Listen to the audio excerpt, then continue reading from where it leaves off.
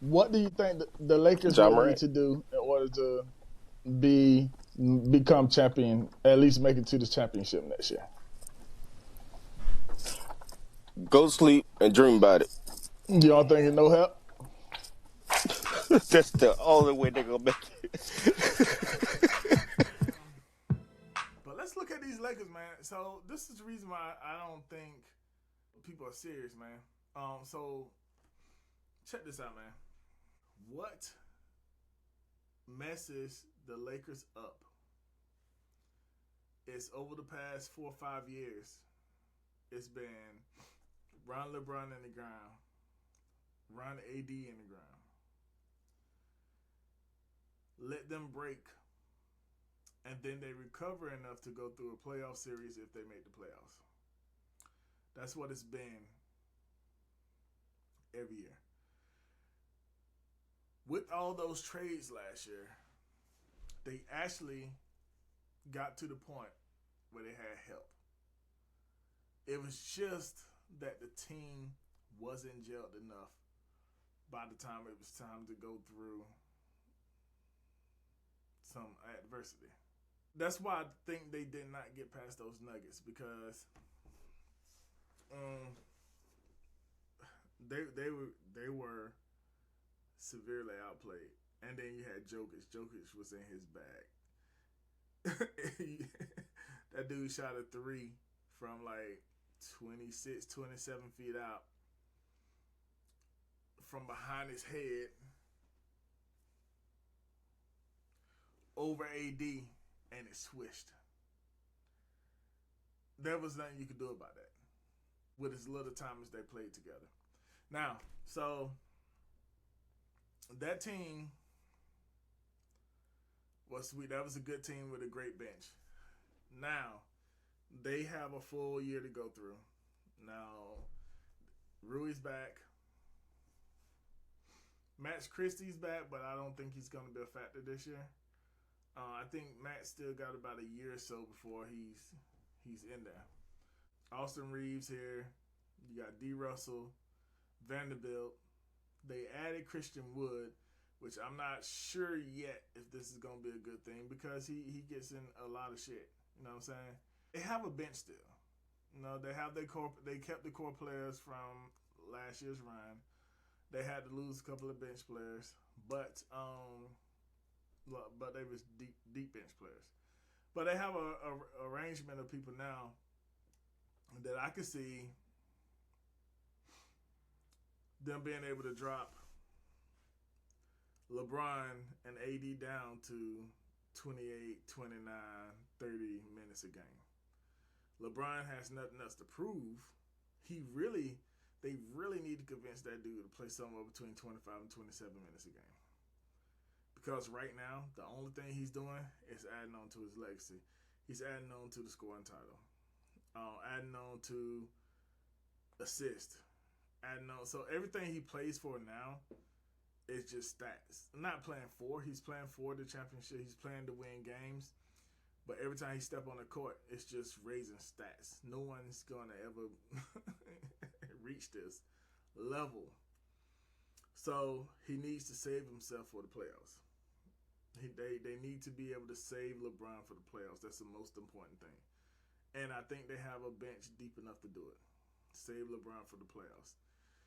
I think they have a bench deep enough to do it and to still be able to win high 40s to 50 games. I think they're better. I think they can be the best team in the league.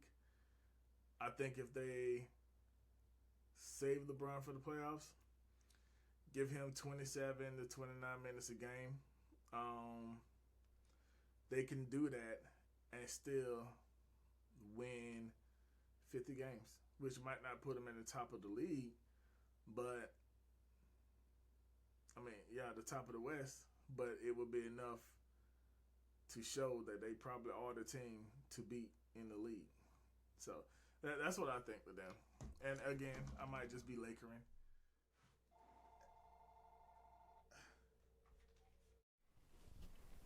I'm sorry for calling in again, but you know, there's just a couple of issues I got with your take. Run LeBron and AD in the ground. LeBron is his biggest critic. If he can do it on the court, he will.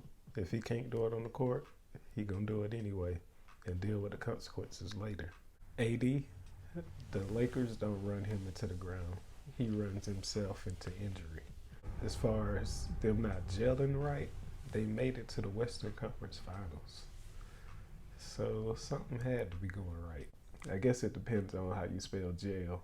Because if you spell it Jail, then you wrong. Denver did lock them up.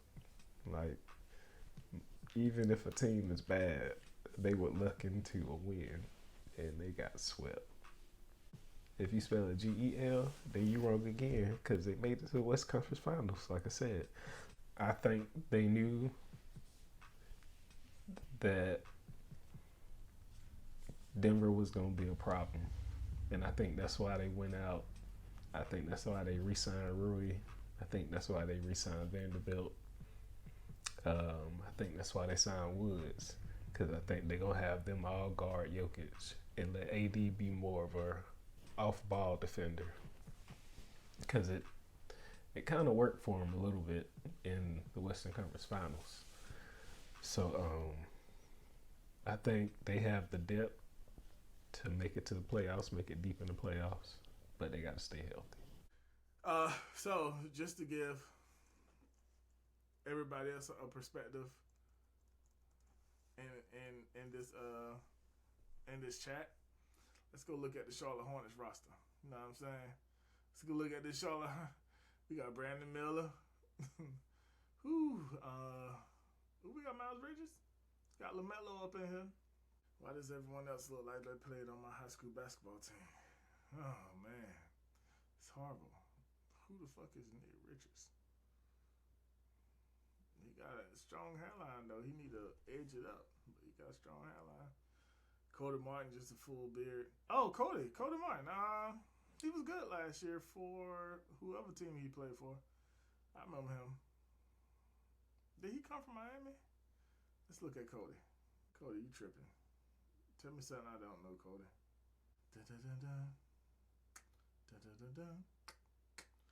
Chat about the Clippers. We don't give a fuck. Oh, he been on this team for a while, so this ain't who I thought it was. But Cody Martin's on the team, guys. Gordon Hayward's on the team. So, my goal for Charlotte is always just to make the playoffs. I think we're going to have to wait till next year. Charlotte is another team that I really like, but I can't flex and say that they're gonna do anything this year, but be a great host to competition whenever they come into town. Host the Lakers very well, let them win. Oh, you ain't gotta let them win; they go win. Yeah, Charlotte's not gonna do anything this year, and that's all I gotta say about them. How can you be so disrespectful to the Hornets? You can bleep it out if you need to. I don't care. You deserve that shit. I think for the Hornets, this is the make or break season. You know, new ownership, new NBA tournament. With the old Hornets, they used to sign their old players, Kid Gilchrist and Marvin Williams, Nick Batum, and then they would make the wrong free agency splash with Lance Stevenson, Gordon Hayward, whatever. I think with the new ownership, I think this is gonna be that make or break season. I'm telling you. So, with new owners, all of them love to do the same thing, and that's make a splash. Make something out of nothing, or something out of something, or make it better. So I think come trade deadline, if the Hornets is winning, they're going to make a trade and try to bring in a star. Not necessarily a superstar, but like a star. If they are losing, I think they're going to trade Gordon Hayward try to trade Scary Terry for some assets and then make a splash next offseason.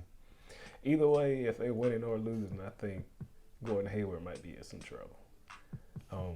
I think they'll fire Clifford and then they'll bring in their own coach, the young, innovative coach. That's what I think with the Hornets, though. Yeah. Don't you touch that dial. Don't you cut me off. So, my predictions for the year again. Bucks versus Lakers. He cut me off. Other good team in the East will be the Celtics. Celtics a good team in the East. I don't see anyone else. I see in the West, I see West being some good competition. Maybe Pelicans might do something. That depends on Zion. And really, they're not going to be able to do anything without Zion. And Zion needs to mature. He needs to take the Kobe route. Kobe got in trouble and made him a better player, whether he did it or not. Zion need to do the same thing. Zion, you got in some trouble. You can't stay healthy. Stay in the gym. Concentrate on basketball, like you said that you want to do. You just want the ball. Go concentrate on basketball. Get up on that court and make motherfuckers start talking about what you do off the court. And also make all the shit that you do off the court your personal business. Cause and if you do that, you're probably looking at a top 5 team in the West and a team that could make it deep into the playoffs. It's on him. It's really on him. He is a player that can take over the whole game. You got Wemby with the Spurs. They might get close to seeing at playoffs. I don't think it's going to be this year, though. I think Pop's going to need to watch him play about half a season before he can figure out what to put around him to make him a stronger player. So, hopefully, Wemby stays healthy. And it's the first big man to come into the game that don't have foot issues very early in his career. By big man, I'm talking about someone that fucking big. That dude like 6. That dude like 7, 12. All right, man. That's it. That's all I got. You can't fuck 'cause I'm a star. I'm a star and I'm dangerous. Yeah. You can't fuck 'cause I'm a Lean back too far.